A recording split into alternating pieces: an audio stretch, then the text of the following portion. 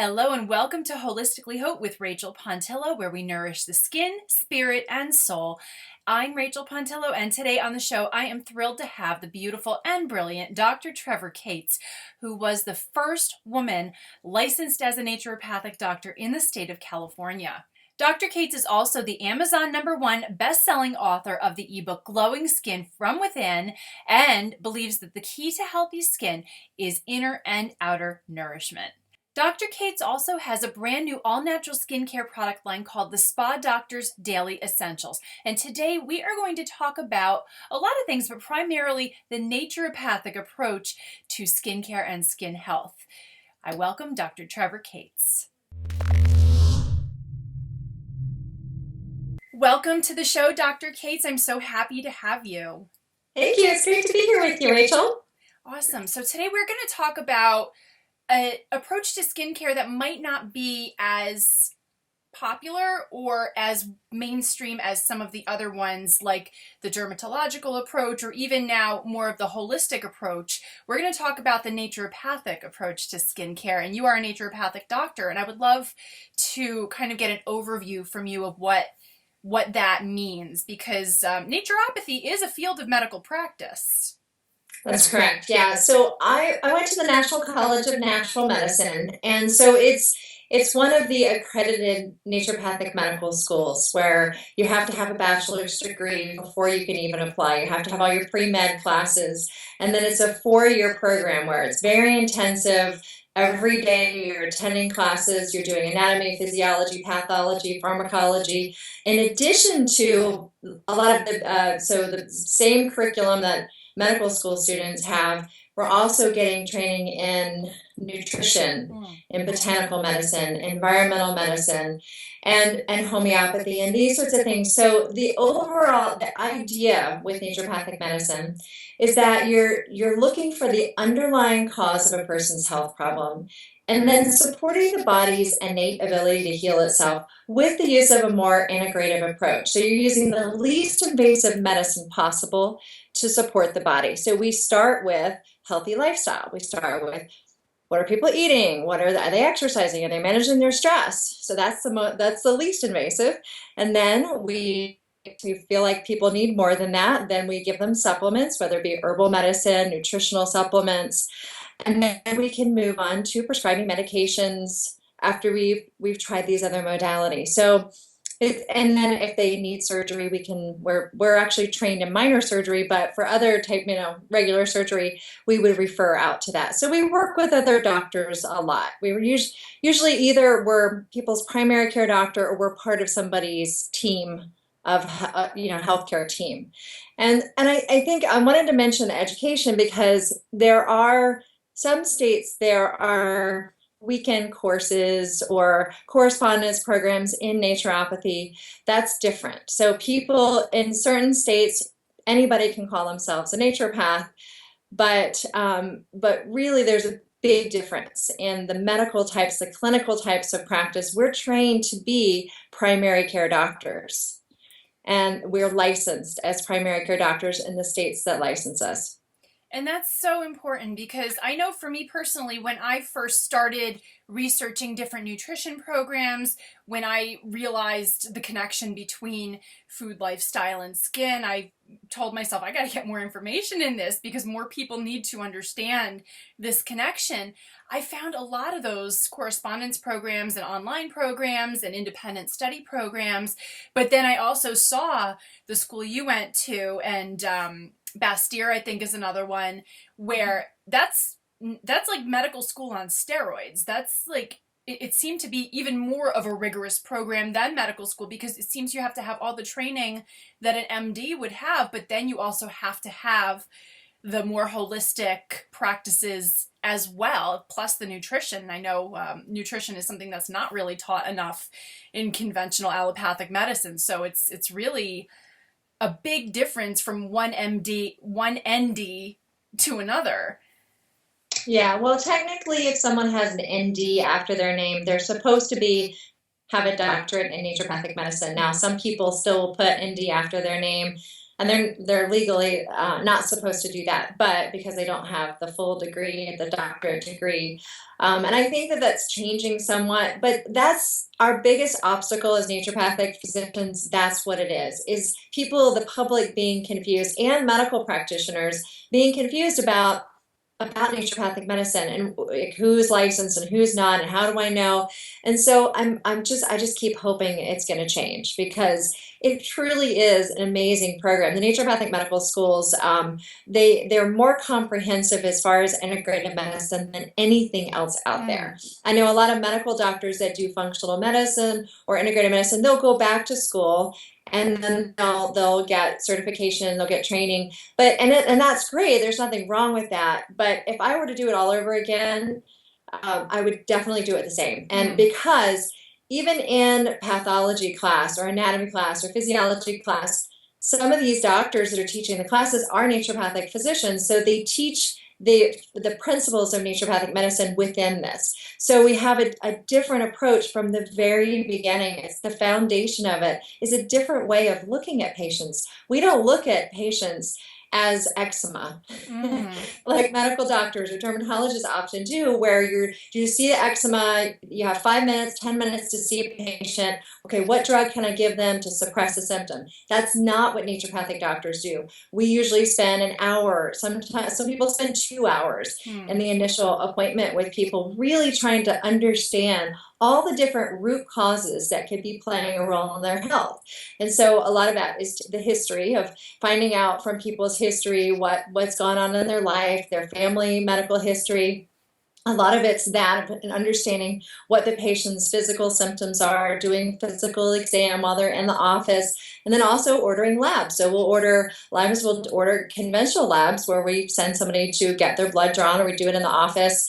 And then we also do specialty labs. So in addition to having your basic blood work checked, we also might run a hormone panel, or we might run a GI, a gastrointestinal panel, to see how your digestive system's working. And so then it's like putting together pieces of a puzzle or solving a mystery. We put all these pieces together and go, okay, so this is their primary underlying cause. So we're going to support the body in giving these dietary changes, these supplements that are going to help. And then if we really feel like they need medications, we can prescribe those too. So that's kind of how it works. And I mean, honestly, I love it. The only downside is that patients don't come in as often because they get better. I hear that a lot from a lot of integrative doctors and functional medical doctors, as well as some of the naturopathic physicians that I've met, at different shows and conferences and stuff. That's the biggest struggle for them, is that they are always looking for new patients because their patients get better. Instead of being a disease management practice, their patients actually get better and they don't need them. And that's a good problem to have. It's such a different model from conventional allopathic medicine and even the conventional dermatology model.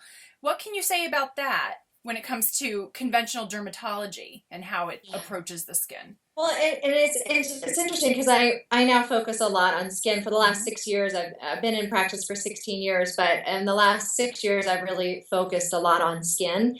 And what I realize is that you don't get much further from naturopathic medicine than traditional dermatology, because it's dermatology. And hey, I have friends that are dermatologists, so I'm not saying dermatologists are all bad. But in general, most dermatologists, they don't have a lot of time, and they just look at the skin and they say, what steroid cream, what antibiotic, what kind of medication can I do to suppress the symptom? And I do know that when patients are going into their office, a lot of times they're miserable and they want that quick fix. So they're demanding that.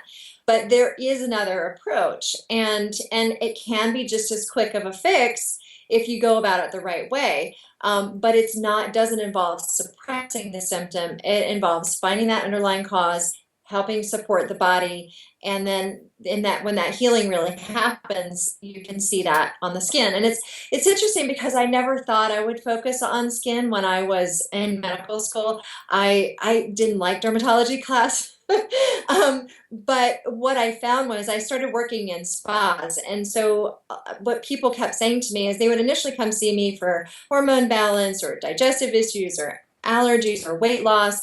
and their skin would clear up. Mm-hmm. And then so then they would tell their friends, and then all of a sudden people were coming in to see me with skin issues. And then because I was in a spa, people asked about their skin a lot.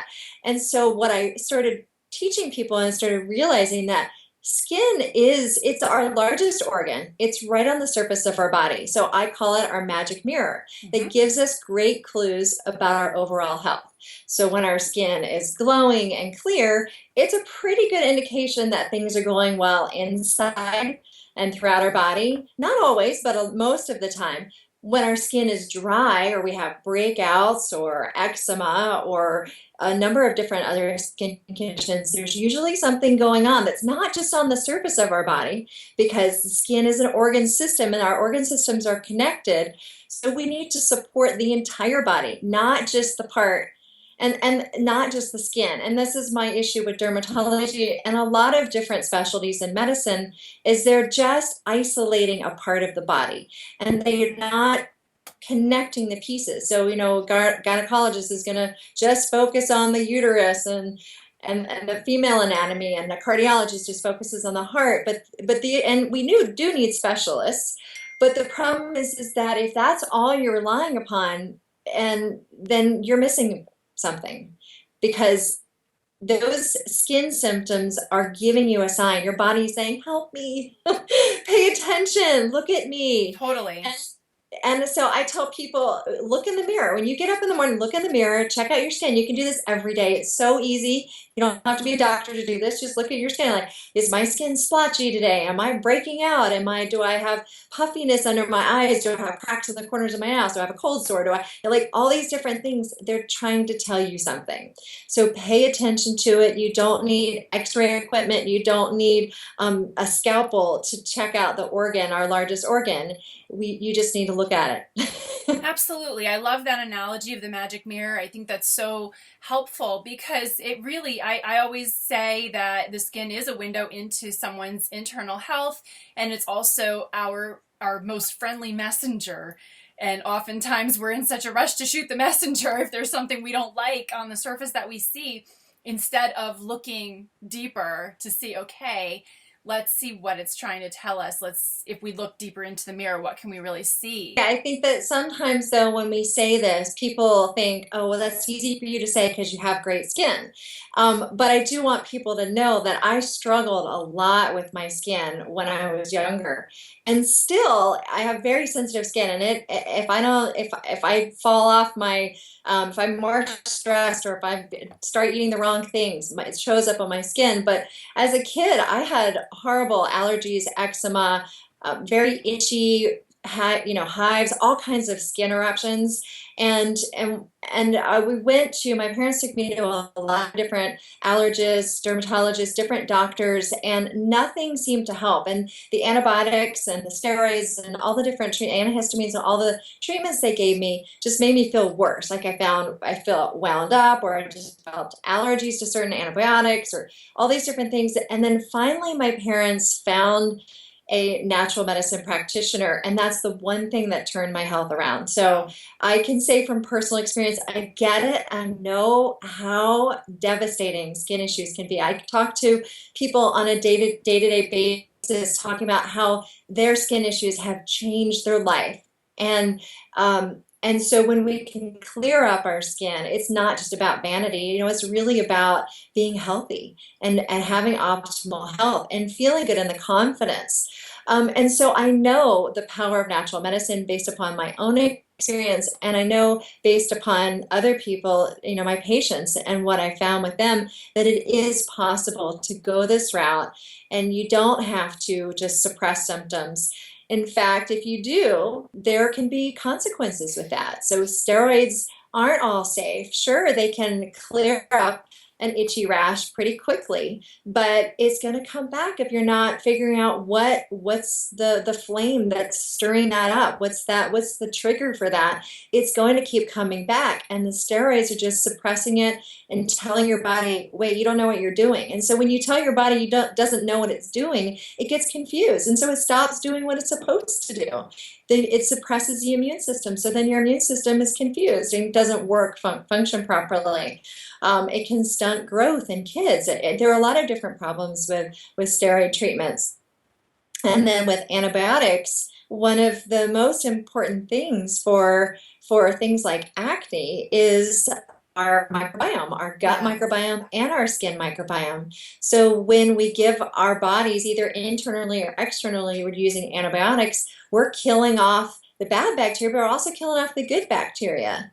But there are natural alternatives that will kill off the bad bacteria, and then also natural substances that will help support the body's balance. So we have these tools. We just need to a lot we can do on our own. There's a lot of healthy lifestyle stuff we can do on our own, but there comes a point when people need help. And so I just want people to know that, yeah, dermatologists are great, and there's a time and place for that. If you have a suspicious lesion and you can't figure out what it is, yes, go see your dermatologist. Go get your regular skin checks with your dermatologist, especially if skin cancer runs in your family or you spend a lot of time in the sun. I think Definitely. dermatologists are fantastic at that.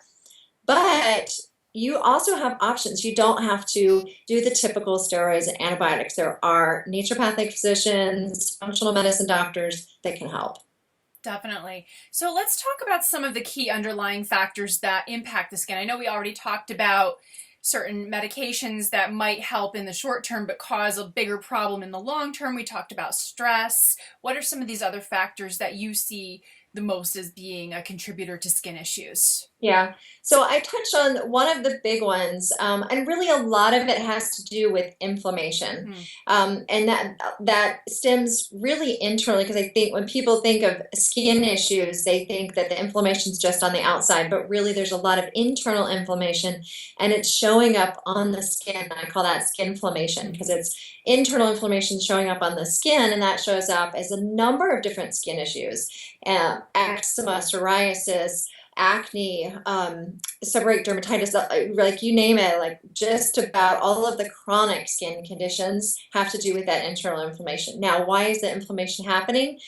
One of the biggest causes of that is the gut microbiome, our microbiomes. And so when we have an imbalance of the good bacteria, or we also, another big one is leaky gut. When we have those things, it creates these issues of internal inflammation that a lot of times shows up as skin issues. And you can have other symptoms too, but the skin problems are a lot of it. And the gut microbiome has a direct relationship to the skin microbiome, which are the good bacteria, the good microorganisms that are the balance of them that are living on the skin that we need to keep in balance. So I would say the gut is a big contributor for that's what I see a lot of times. And I would say that as a naturopathic physician, we see gut issues related to a number of different chronic illnesses. So obviously gut issues primarily probably come from eating the wrong foods repeatedly over and over again. What can you say about the best and worst foods for the skin and, therefore for the gut? Yeah, absolutely. And so, yeah, the gut is oftentimes damaged by stress or certain medications, poor dietary lifestyle choices. And so I have found that there are a few foods that I think are great for the skin and that are bad for the skin. And I won't go through all of them today, but what I want to talk as far as the worst foods for skin, I want to talk about two of those. And the first one is sugar, and that probably doesn't surprise you that Nope, that's I'm the number one. I'm Sugar not surprised at all. is an issue for a lot of different health issues, and it's no different for skin. And the reason why it's an issue for skin is there are a few different reasons. And when you think about skin, two of the main things that people complain with their skin is acne and premature aging. And so these are particularly the issue with sugar is that when you eat a lot of sugar or anything that turns to sugar, not just sugar itself, but anything that turns to sugar in your body, and you eat excessive amounts of that, it increases your blood sugar, which is then going to increase your insulin levels. And insulin then increases sebum production and androgen activity, which then leads to acne breakouts. And then also when you increase your blood sugar, it leads to glycation issues. And so like with glycation, what happens with that is that you have binding to the collagen on the skin makes it more rigid and more likely to wrinkle. So there are a couple of reasons why sugar is bad for acne and aging skin in particular, which are two of the biggest skin issues, but certainly for any skin issues, because it's really pro-inflammatory, acidic, creates imbalances in the body, and that's going to show up on the skin. You have a little cheat sheet for our Yeah. audience that, we'll link to in the show notes, but that'll give a lot more information about Yes. these foods. So great. Yeah, absolutely. Yeah, that gives a lot more information than I have time to cover today. But or if I'm talking and people are like, what did she just say about what's glycation? So yes, it's in there. And then the second food that I find that's particularly rough on skin is dairy. And so I know that people will then ask me, what about goat's yogurt? What about sheep? And what about yogurt? Or what all these different things? Well, I do find that dairy in general is pro-inflammatory. It is the nature of it. It has hormones in it. Even if you get organic dairy, it has hormones in it that are going, and hormones are another one of those big triggers. I mentioned gut, but hormones are another big trigger for skin issues, one of those underlying causes. So then dairy kind of feeds into that. Um, and so that's what, some of the reasons why dairy is bad. So it tends to create that internal inflammation, then shows up on the skin as acne or eczema or a lot of different skin issues. Also, dairy, the worst type of dairy is skim milk. And I think that's because, and there's been a study on this looking at the, food triggers, and skim milk was particularly a trigger for acne breakouts.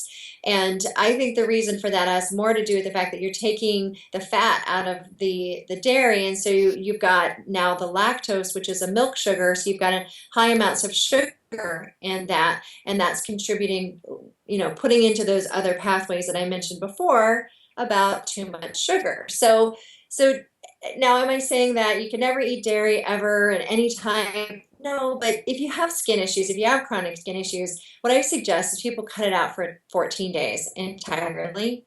See how you do without it. See how your skin is. And if your skin doesn't change, then maybe dairy is not your issue. Or maybe you can find that you can eat it every 5 days or every 3 days, and you can have certain like goat cheeses or certain yogurts and butter, but not milk or, ice cream. So Right. there's a balance in that.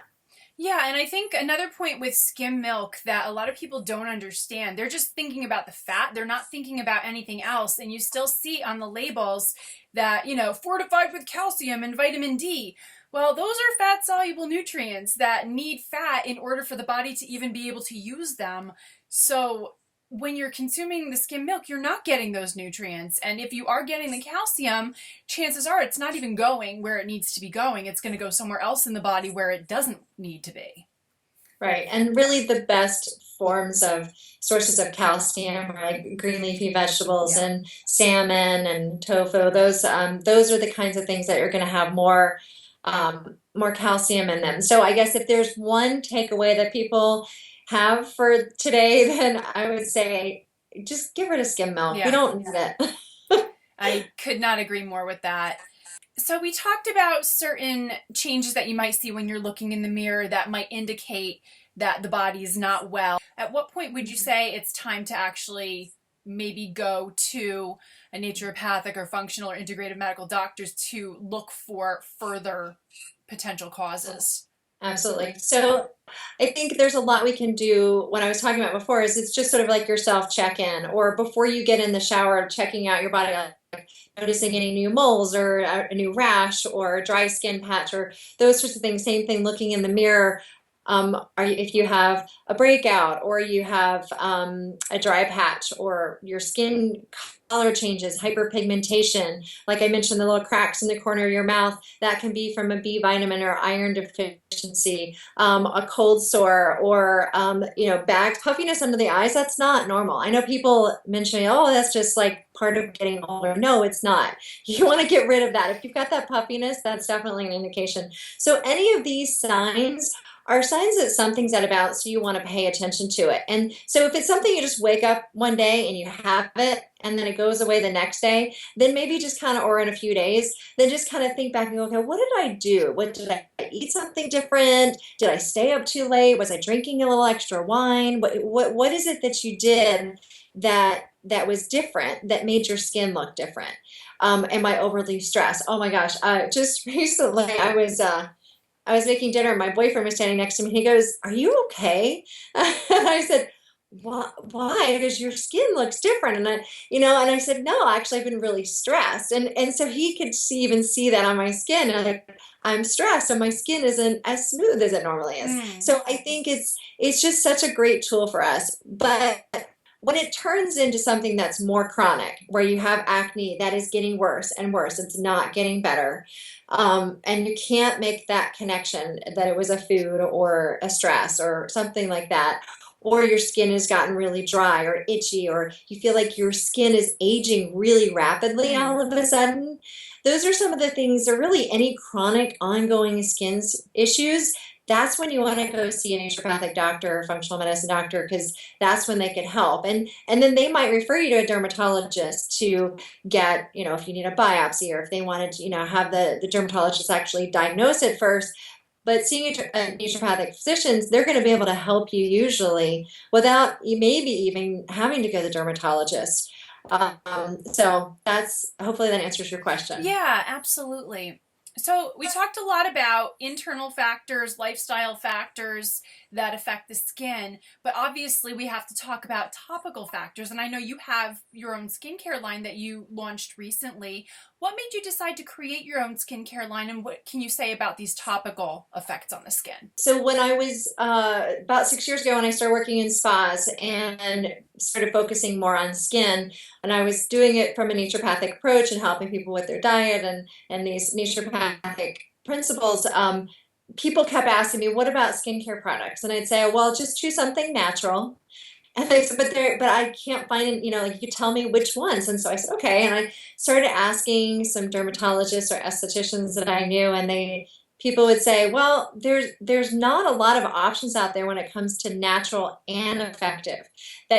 Most people were saying to me, you got to choose between either it's going to work and it's going to contain chemicals, or it's going to be natural, but it may not really clear up your skin and keep it from aging. So I thought, well, that can't be right, because I know the power of nature, and I know that if you use like the true natural actives, that's got to work. So I started doing some research on it, and I realized that there are three keys that I find are so important for natural skincare products that work. First of all, they have to be clean.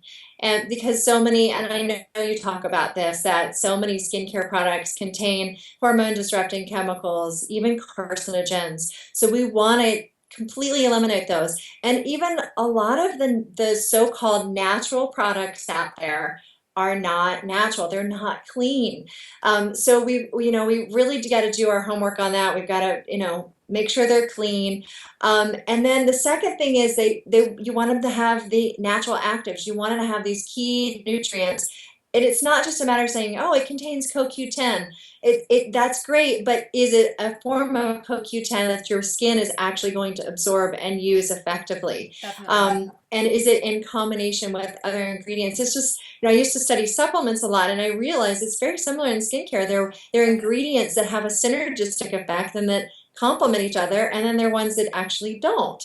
So that's really important. And then the third thing is the pH balance to help your skin microbiome. So I find that those are the three most important things. And so that's why I decided I might create my own skincare line, the Spa Doctor's Daily Essentials, which incorporates all three of those. And it's a 4-step system that's great for all skin types. And it just depends, I know that we all have different skin, so we have variations on how people use those 4 different steps for different skin types. But we find that because they incorporate these 3 different keys, they work for everybody. Yeah, you really definitely hit on something there, that it is often a compromise of whether you want the product to work or whether you want it to be clean and natural. And there is still such a disconnect, and there is a lot of, to use the common term, greenwashing that happens even in the professional skincare market with the quote unquote organic ones. They're still full of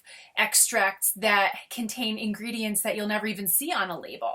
So it is not as easy as just buying an organic product or a natural product to actually get that. Yeah, not in the United States because we Yeah. don't have the regulations. Now, there are some skincare companies that are being, people are going after, and especially in the UK, there's not a lot of not less tolerance for it, and there are a lot more regulations. Yep. So that's why another reasons why I make my skincare products in the UK, because they're made to the EU standards, Yep. European Union standards, which are so much higher than United States standards, and we're always looking ahead at what's the next thing, or how can we, make sure that we don't have any ingredients or anything in there that could potentially be a risk. So, there's definitely a lot of science to this, and unfortunately, the United States is pretty far behind, and there's a lot of misinformation and marketing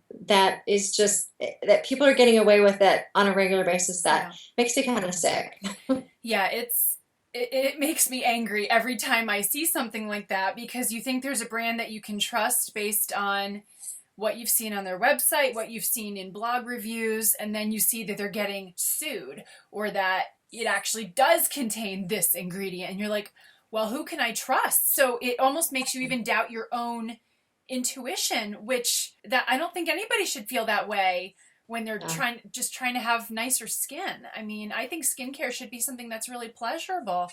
And when I hear that it's not, or that it's frustrating or stressful or confusing to people, I get upset, because that's counterproductive. It's supposed to be, skincare for me is an extension of self-care. It's supposed to help you look and feel the way you want to look and feel, which raises your confidence and gives you a better self-image, and it should be an empowering moment rather than a moment of frustration. So I think the simplicity of your system, and knowing that you are looking forward and already dealing with the regulatory issues from the EU standards, so that people can be a little bit more confident in buying product from you.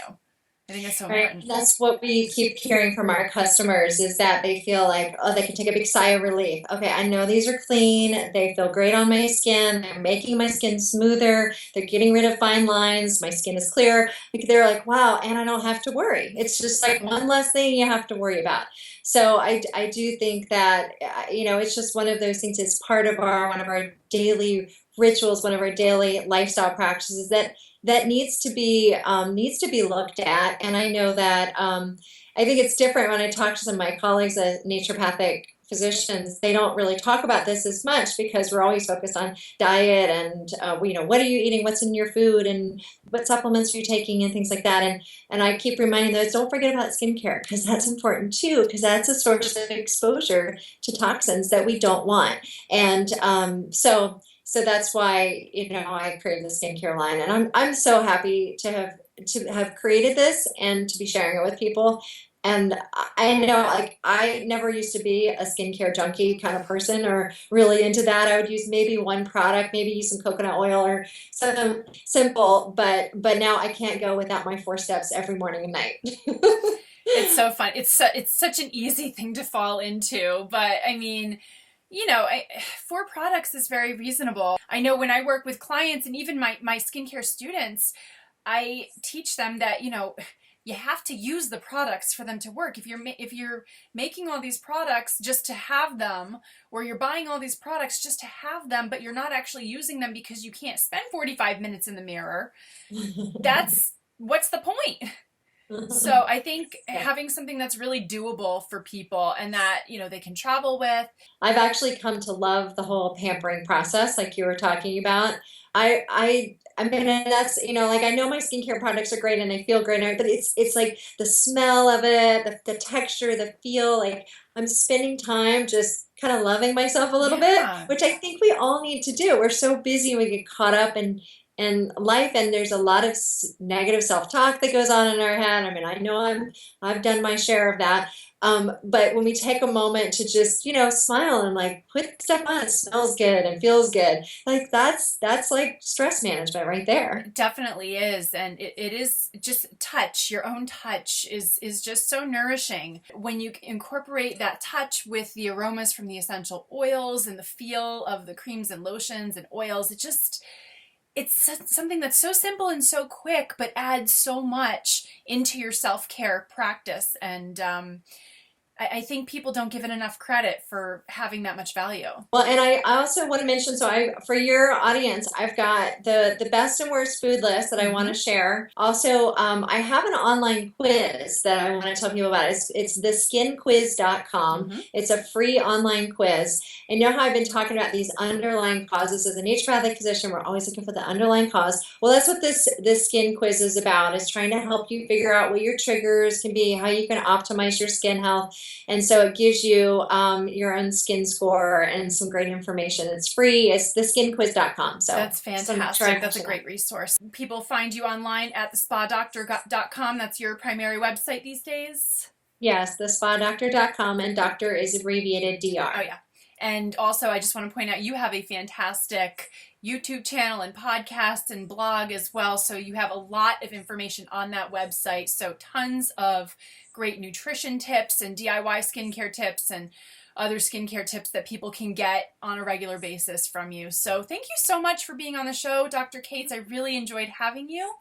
Thank you. It's great to be here. Thanks so much, Rachel. My pleasure.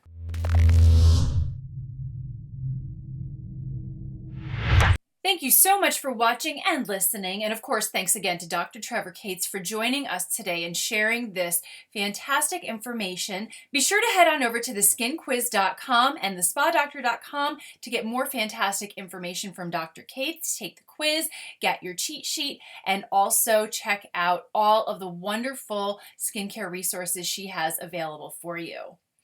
Did you like this interview? If you did, and I hope you did, I hope you share it with your friends. Be sure to download it on iTunes, watch the video on YouTube, subscribe to both channels while you're there, and I would love it if you would leave me a comment over at holisticallyhaute.com. That is where all the fun happens. Thanks again. I will see you next time.